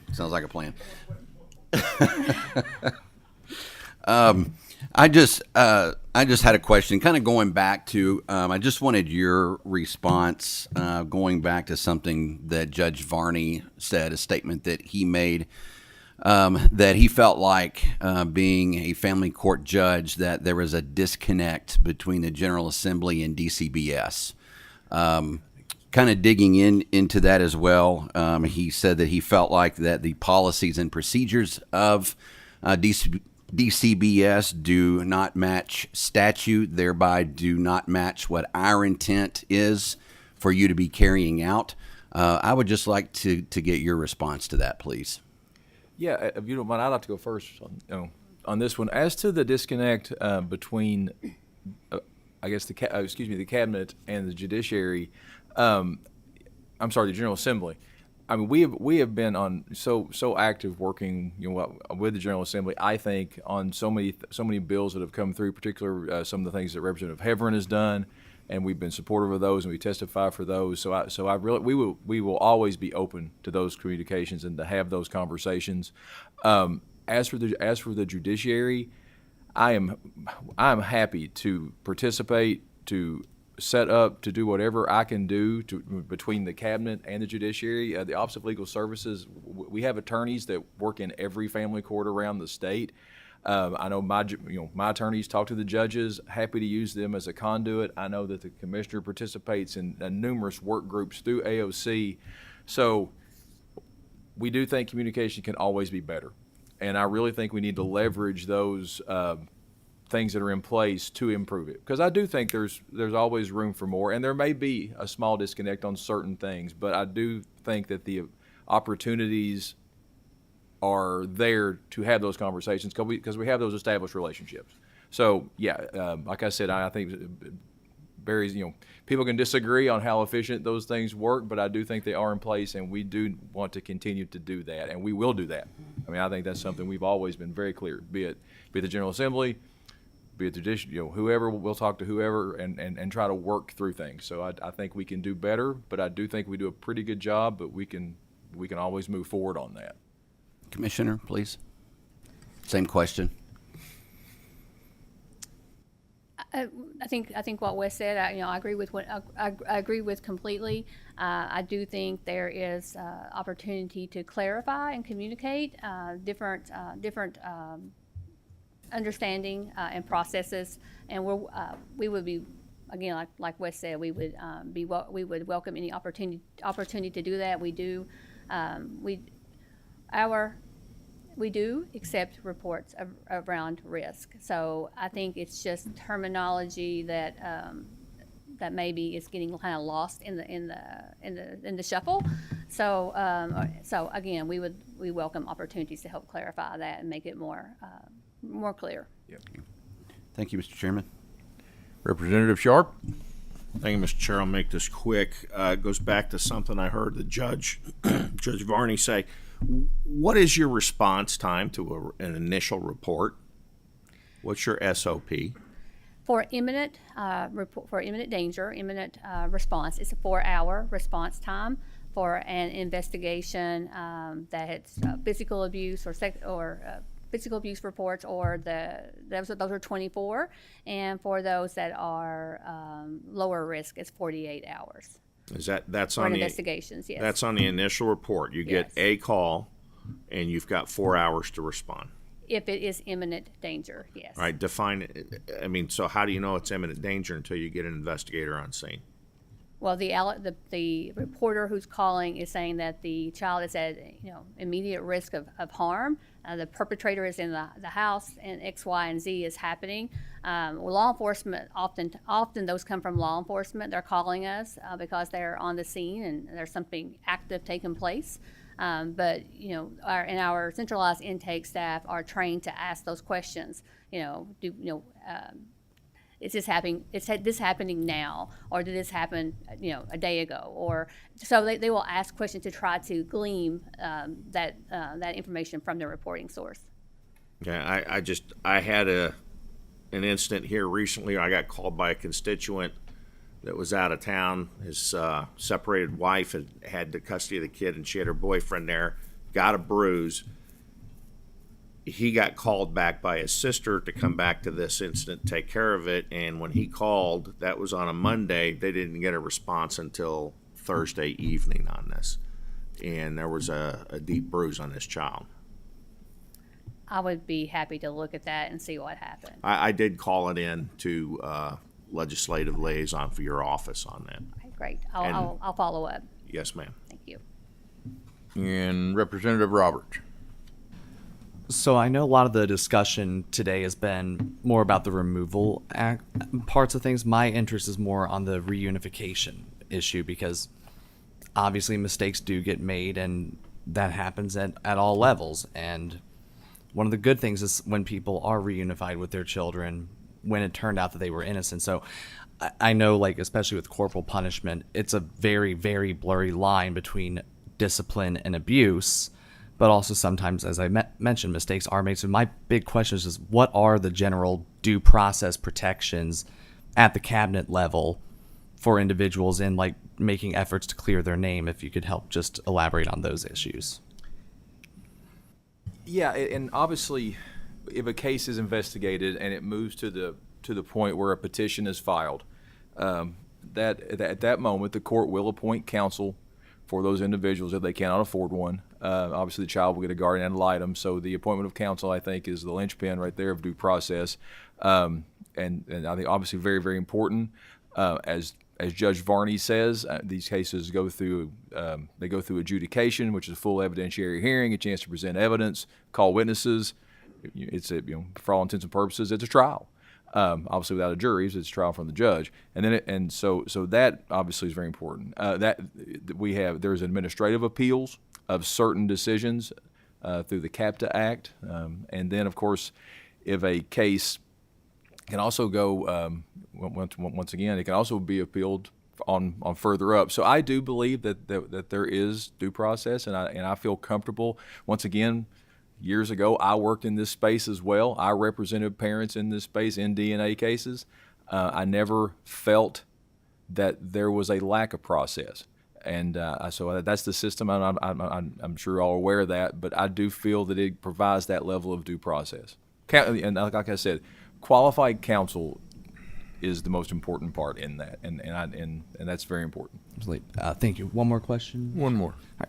So in that instance where someone is reunified with their children, what is the standard of proof for removal from the database? Because I know that these allegations can follow people into the future, so I just wanted to get into that issue.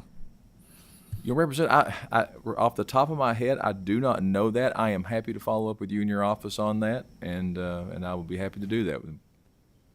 Thank you, and thank you, Mr. Chairman. Thank you. I have a couple of things. So with CourtNet, I assume caseworkers can't access that. Twist, they can, I would hope, be able to access that, and that they typically do. Is that a good assumption? Yes. Yes. Okay. Second, to get back to something Judge Varney said, duty to report. For those that do have a duty to report, is there a duty to investigate when someone that has a duty to report makes a report? Or, as we saw in the case that Judge Varney testified to, it didn't happen the first time that the teacher who had the duty to report reported? And I can answer that question. So in regard to I would think the professional reporting, be it teachers, doctors, nurses, there's a certain category. I believe it was House Bill 271 in the 24 regular session put in some requirements there that reports made by certain professionals had to be investigated. So there's that in place. But as far as a duty, we have a duty we can't ignore a report. We have to process it. It has to go through the process. So we have to look at all of them. However, like I said, this new legislation has raised the burden has raised the standard for us on certain levels of professionals reporting on what we have to do in next steps. Yeah, that was where I was going with that, and I expect that I assume that we are looking at that and implementing that, and so we have increased the level of duty to investigate. That's probably not a good way to say it, but my simple mind, that's how I hear absolutely. it. I mean, for those categories of professionals, and I can't remember. Obviously, I know teachers, medical professionals, law enforcement fall squarely within that. Yep. That's what that requirement deference is. to those that maybe not be emotionally attached to the child, whereas you have jealous spouses where maybe you understand that. So thank you for being here today. I appreciate your testimony. I appreciate your time you took out today to be here. Judge, I appreciate you as well. Thank you all very much. We have one final group to come before us. It's staffing at the Kentucky Veterans Center. So if the representatives from the Kentucky Department of Veterans Affairs make your way to the desk, make sure your green light is on the microphone and introduce yourself for the record, please. Looks like you've got a full house.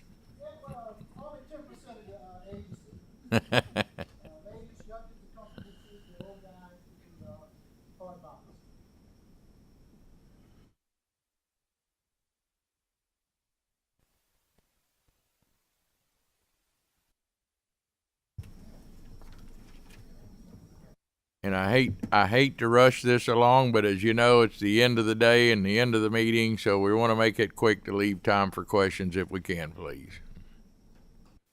Once you've completed your introductions, you may begin. Gotcha. Good afternoon, chairmen, members of the committee. My name is Commissioner Allen, Commissioner for the Kentucky Department of Veterans Affairs. Today I brought my great and wonderful staff from the Office of Kentucky Veteran Centers, and I will let them introduce themselves. My name is Mark Bowman. I'm the Executive Director of the Office of Kentucky Veteran Centers. I'm Joni Gosser. I'm the Administrator at Thompson Hood Veterans Center. Hello, I'm LaDonna Scott. I'm the Administrator at Hanson Veterans Center in Hanson, Kentucky. I'm Jamie Mann. I'm the Clinical Nurse Consultant for all the state veteran homes. I'm Martha Workman. I'm the Deputy Executive Director for the Office of Kentucky Veteran Centers. And she's our hammer, and she makes things run. So on that, Chairman, I will turn it over to Director Bowman for the brief. Thank you, Commissioner.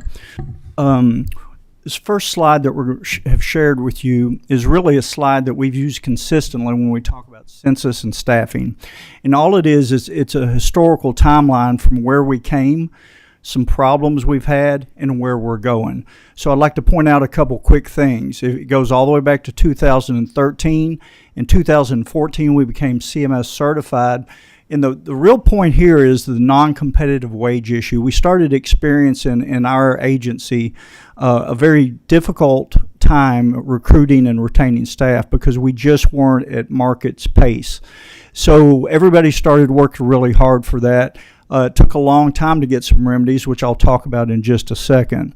But however, that decline in census, and I'm going to show some of the things that have contributed to that in just a second. But this decline in census continued mainly because we do not admit veterans unless we have the staff to take care of them.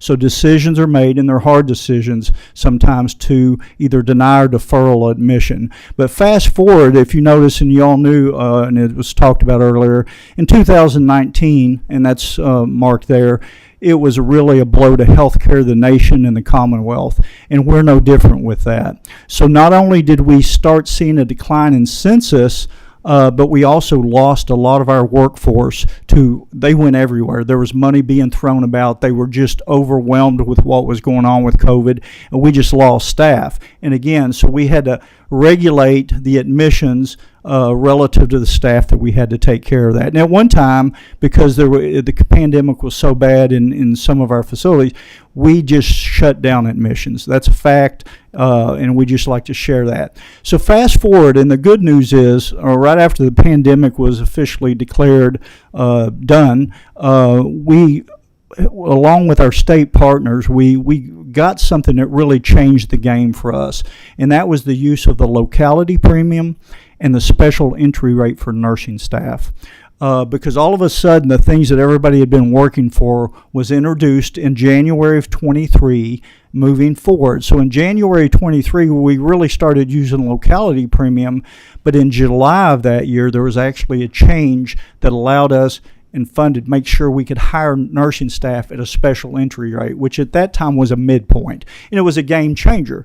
Now I'll show you the staffing impact in just a second, but if you notice right after that, between COVID being over, the SCR, the special entry rate, and the locality premium, that census started to climb, okay? So if you'll do the next slide, sir. So one of the things, and I've tried to answer everything, or we're going to try to answer everything that was in the inquiry that brought us here today. This is actually the current census as of June 5th, okay? And I'm colorblind, so I may refer to some of these colors wrong, but what I consider the blue, or the one on the left, is the actual census in each facility. And just so the way we use acronyms, but EKV is Eastern Kentucky Veteran Center in Hanson, RVC is Radcliffe Veteran Center in Radcliffe, WKVC is LaDonna's in Hanson, and Thompson Hood Veteran Center is in Wilmore. So the left side is the actual census in-house of that day. The next bar, which I think is orange or something, is the budgeted census. Now remember, that budgeted census was submitted back in October of 23. And at that time, we really didn't know where we were going, because that special entry rate and that locality premium was just implemented. We were hoping for success. So what we did is we budgeted to the best of our ability to make sure it was as accurate as we could forecast. Now the good news is that SER and that locality premium made a big difference. But we did, and that's why we wanted to put those budgeted census amounts. And as you can see, we're not too far off, right? So we're in the middle of a biennium, and what we're doing now is we're taking this opportunity to say, okay, now let's get ready for the next phase, which we hope continues to climb and increase access for, in other words, census. Of course, the bar at the right is the capacity of the facility. Now, I want to make a note. I do not want to in any way try to distort this. If you look at Radcliffe Veterans Center, that's actually a 120-bed facility. Okay, and there's lots of talk going on about this. Right now, there is a HVAC, heating and air conditioning unit that's got to be replaced in that facility. So back when we learned of that, we refused to admit people into the second half of that facility, because why put them over there if we can't regulate heat? We got regulatory issues, quality of life issues, but also as that fix came online, we didn't want to have, okay, if you got to have somewhere to put people while those are being fixed. So the decision was to split that facility in half, get half of it fixed, then move those 60 over, get the other half fixed, then we can admit. So please, that's the reason that's listed at 60 versus 120, because that's the real operational capacity of that facility right now. Next slide, sir. Okay, one of the things, there's a big question, and what we did, we went back and compared the average length of stay, and I'll tell you why this is kind of important, is I took a period of 2014 to 2018 compared to 2019 to 25, because what we have found is in the past, veterans came in earlier and stayed longer. Okay, and these numbers bear this out. Now what's happening is they're coming in much later, they're older, and a little bit sicker, and there's a lot of reasons for that. Sometimes they come in with so many comorbidities, they're a little bit closer to the end of the life, so that average length of stay is shortened. Sometimes the families just want to keep them home longer, and I always ask everybody I talk to, I've been doing this for 35 plus years. As much as I love serving, I don't want to go into a nursing home and nobody else does. So a lot of people are staying in the home or in that more independent level longer, okay? So what happens is now all of a sudden we're having shorter stays, so there's a lot more turnover, right? So you have to really try to get more admissions and improve that number up. Next slide, sir. Okay, so this is just, now I'm going to take a small snippet from 2023, and you're going to hear this year a lot, because remember, that's where the SER, the special entry rate for nursing, and the locality premiums were used. So I thought, okay, let's look and see what we're doing. So as you can see, we've admitted 499 people in that time, but we've also lost, unfortunately, 390. Sometimes they go home because they get better, but unfortunately, sometimes this is their last stay before they pass on. So that number kind of at least gives you an idea of the activity that's been going on since we had the ability to increase our staff. Next slide, sir. Now, I shared with you the census timeline, and I want to relate that to the one on the right, and I think that's in blue. But that's actually 18A, or merit nursing staff. In other words, our employees that we have in-house to take care of veterans. And so if you took that right-hand slide and put it right on the same time frame from 2018 to 23, you can see what I just talked about earlier. We don't meet unless we take care unless we're able to care for the veterans. So those curves are almost exactly the same. All right, the data just shows it bears out what I just shared with you. Now, what I want to do now is take that conversation from 2023 forward, because that's where we're at today, and I think that's an issue that everybody's concerned about, Commissioner. So from this slide is actually from January of 2023 to current. And so you'll see the dark blue, I guess it's the blue line, the bottom line, is the 18A nursing staff. And again, the other line is the census. I earmarked the locality premium and special entry rate. So as we were able to hire more staff and appropriately take care of more people, we started admitting and bringing them in, okay? So we are trending up, and that's the thing. As much as all of us would like to see this slope, if you will, climb higher, we're heading and trending in the right direction. And we always want to do anything else we do to increase access, because our mission is this: take care of those that are in-house and that we're charged with their care and services, and then access. But first and foremost is to make sure we take care of who we have in-house at the time. Next slide, sir. The other question was percentage, and I apologize, the original slide was a little bit better and easier to read. But the question was staffing. Where were we? Where are we at now? And as many of y'all probably already know, our whole system works on a caps or positions that are allowed versus filled. And so this just gives you a long history from 2018 all the way through current. Our caps, we were doing pretty good, and if you look, this trend, it's no shock to any of us. 2021 is when COVID really, 2020 and 21, and so all of a sudden we had that dip down again until, guess what, when the SER and the locality premium hit. At that point, we saw it all climbing back up, and we work hard, and we're always looking for different ideas and suggestions on how to improve recruitment and retention, because we want to fill all our positions so that we can improve access to care. Next slide, sir. Next question was, what is our expectation from staffing?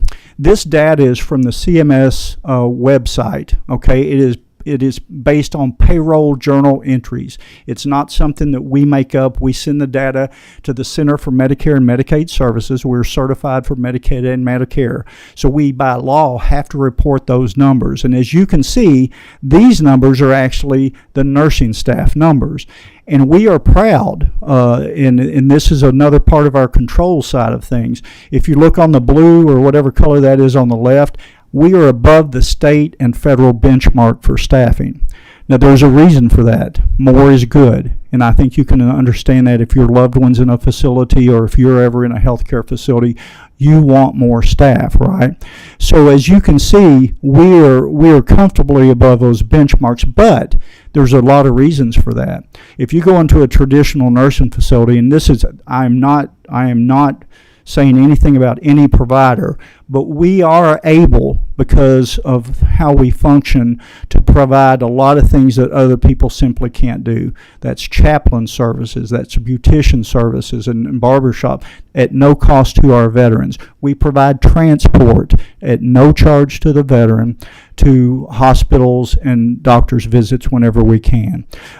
We have some security staff to kind of monitor things, a lot of those things, plus we have more nursing staff to provide hands-on care.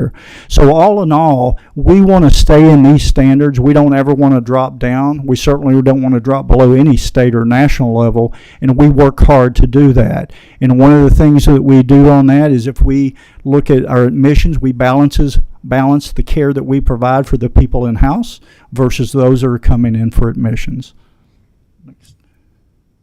Okay, and that's the summary. I tried my best to give you some trends, both on staffing and census.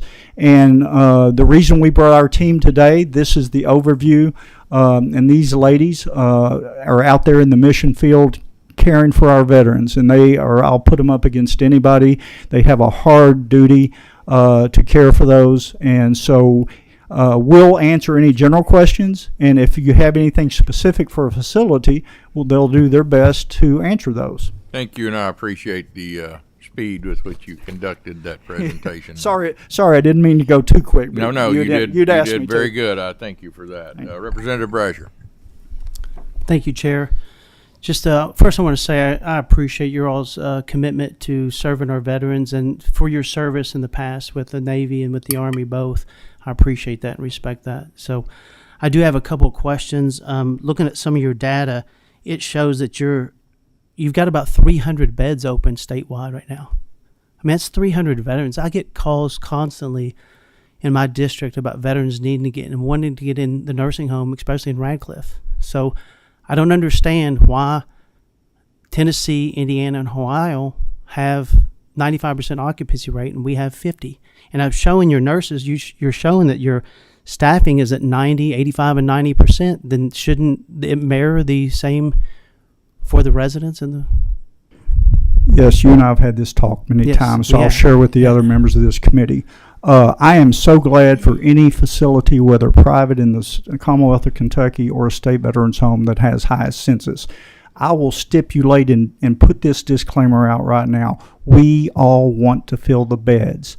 But what you'll find, and we've talked about it, and we are glad to talk to anybody, there are so many more factors involved in doing it and doing it the right way. And if you talk to one state veterans home, and there's only 173 in the nation, and I deal with them at the national level, you deal with one because they're structured differently. They're in different locations. The populations they serve are different. There's a lot of different factors. So the bottom line, all that set aside, our goal, and I think even though the slope is still too slow, I agree with you and everybody else that we need to work hard to get access to help fill these beds because that's what they were built for. We have no motivation not to do that, and we're going to continue to work hard to do that, Representative Bratcher.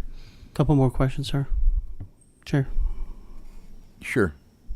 We have time for a couple more. It's my understanding that you're only taking people that have a low acuity, and the people with high acuity rates you are sending off in out-of-state facilities that are even a lower level star rating than what ours are. I just don't understand why we would send veterans out of state when we've got 300 open beds here. I just don't get it. Yes, sir. I appreciate that. And we talked about earlier about terminology and words are different. Low acuity can mean a lot of things, but let's be really real about this. What you and I have talked about and what the real issue is are veterans that present with behavior problems that present a real difficulty in us taking care of them and can impact the safety of the veterans in our facility. Because if you remember, and I will never waver from this, our group is committed to caring for those that we have, and that includes safety and then access. So what happens, and in fairness, you're right, people with behavioral issues they do go into the higher acuity, and these ladies can testify every day of sometimes the results of if you bring someone in that you really can't meet their needs. There are bad things that happen. Are we conservative or maybe too conservative in that regard? I don't think we can be too conservative when it comes to safety, but I do agree, and I've shared with you and I'll share with this committee, we are working hard to try to develop a specialty unit for behavioral type situations. But if you do it, you better do it right, and it takes resources. We're currently in discussions with the University of Kentucky Sanders Brown as well as Eastern State, and I've actually got another follow-up meeting with them to look at a model that they had that provided this very service but had to get shut down for budget purposes. So we're actually trying to model, and we hope in the very near future that we can come up with a model that's scalable and that we can implement. Then we're going to come to the legislative body in the Commonwealth of Kentucky and say, do we all agree that this is an issue? And I can promise you everybody's going to raise their hands. Then we're going to have to commit those resources and do it right. Because if we try to do it right now with our current situation, bad things are going to happen. That's just a fact. And if you can talk to anybody in healthcare about behavioral health, that's going to be a concern. Also, gentlemen, if you don't mind and continue to answer this question, Joni, LaDonna, can you brief and educate the committee on how you select a patient or a potential patient, do the evaluation, especially for safety for your people, and most importantly, of that veteran that we're taking, and re-educate Representative Bratcher, since you all have had that conversation with him?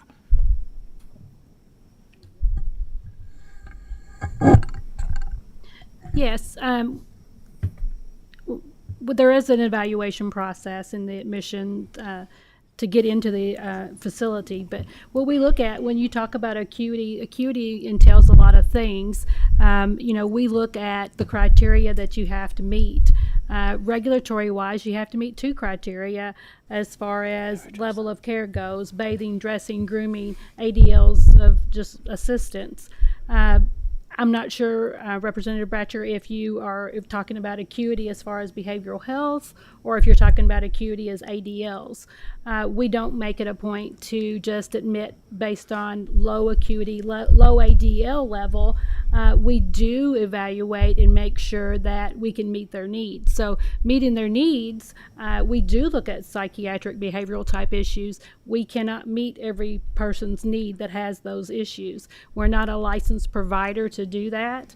Unfortunately, maybe some veterans do end up out of state. I can't talk specifically to that, but I can tell you that we do look at everyone individually. We review medical records. It goes before an admissions committee that consists of an administrator, social worker, nursing representative, and we are thoroughly looking at their records to make sure that medication management is there, that we can get those medicines that they need, that we can provide the care and assistance that they need. Do they have a trach? Do they have a feeding tube? We look at those things. We have to make sure that we can meet the needs of the veterans. Thank you. I'm going to move this along so I can get a couple of other questions in. Senator Nunn.